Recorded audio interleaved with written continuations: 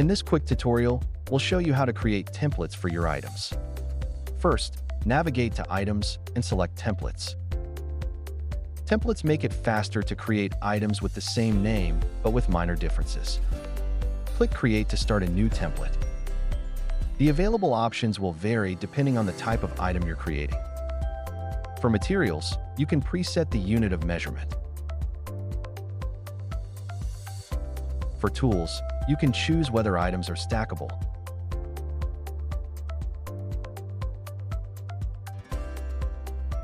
For vehicles, machines, and fuel tanks, you can pre-fill only the name.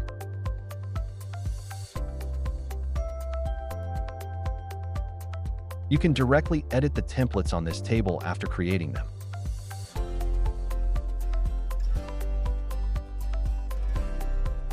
You can also create templates directly from the Create Item window.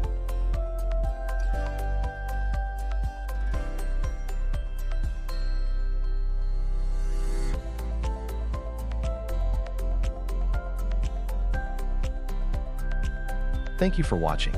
If you have any questions or suggestions, please feel free to reach out.